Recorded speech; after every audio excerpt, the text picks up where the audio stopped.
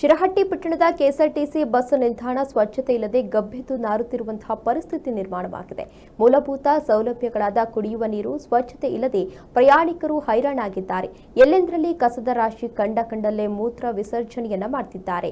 ಇನ್ನು ಬಸ್ ನಿಲ್ದಾಣ ವಿಪರೀತವಾಗಿ ಅಸ್ವಚ್ಛತೆಯಿಂದ ಬಳಲ್ತಾ ಇದೆ. ಪ್ರಯಾಣಿಕರು ಮೂಗು ಮುಚ್ಚಿಕೊಂಡು ಓಡಾಡುವಂತಹ ಪರಿಸ್ಥಿತಿ ನಿರ್ಮಾಣವಾಗಿದೆ ಎಂದು ಪ್ರಯಾಣಿಕರು ಕೂಡ ದೂರಿದ್ದಾರೆ.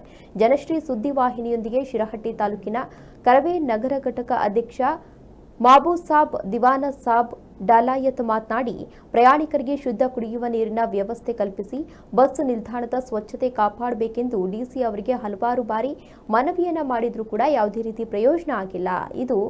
ಇದೇ ರೀತಿ ಮುಂದುವರೆದರೆ ಉಗ್ರ ಹೋರಾಟವನ್ನ ಮಾಡಲಾಗುವುದು ಎಂದು ಎಚ್ಚರಿಕೆಯನ್ನು ನೀಡಿದ್ದಾರೆ.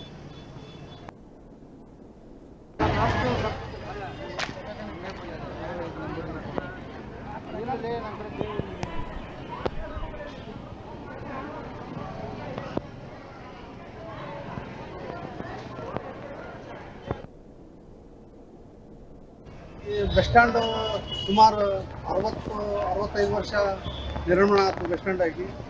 ಅಲ್ಲಿಂದ ಇಲ್ಲಿವರೆಗೂ ಈ ಬಸ್ ಸ್ಟ್ಯಾಂಡ್ ಹಕ್ಕೈತಿ ಹಿಂಗೆ ಇದೆ. ಇದಕ್ಕೆ ಡಿಪೋ ಟೆಸ್ಟ್ ನಾವು ಹೋರಾಟ ಮಾಡಿದ್ದೀವಿ.